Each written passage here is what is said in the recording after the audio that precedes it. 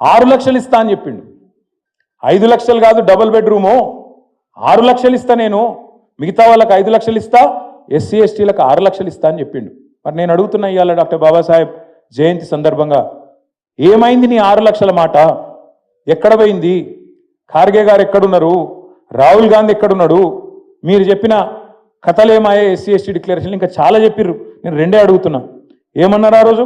Assigned భూముల పునరుద్ధరణ, సమాన హక్కులు, పట్టాలు ఇస్తామన్నారు అసైన్డ్ భూములకు. మరి ఇలా భూభారతో భూహారతో ఏదో మొదలు పెట్టిర్రు.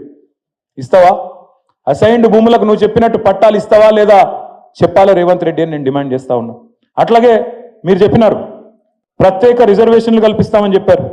అట్లాగే కాంట్రాక్టులలో కూడా బ్రహ్మాండంగా మరి జనాభా దామాషా ప్రకారం దళితులకు, గిరిజనులకు 18%, అదేవిధంగా 10%, 28% ప్రభుత్వ కాంట్రాక్టులలో కూడా మీకు వాటా కల్పిస్తామని చెప్పిండ్రు.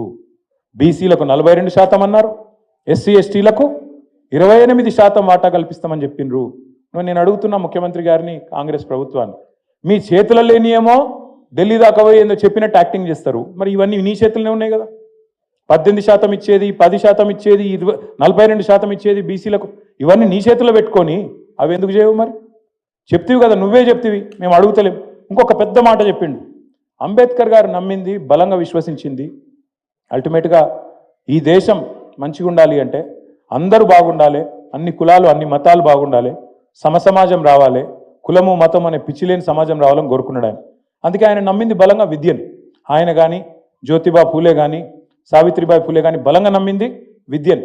విద్యనే వికాసానికి దారితీస్తుంది, అల్టిమేట్గా వికాసంతోనే సమసమాజం ఏర్పడుతుంది అనేది వాళ్ళ సూత్రీకరణ. మరి మీరు చెప్పినారు విద్యా జ్యోతుల పథకం అని చెప్పింది వీళ్ళు కాంగ్రెస్ వాళ్ళు.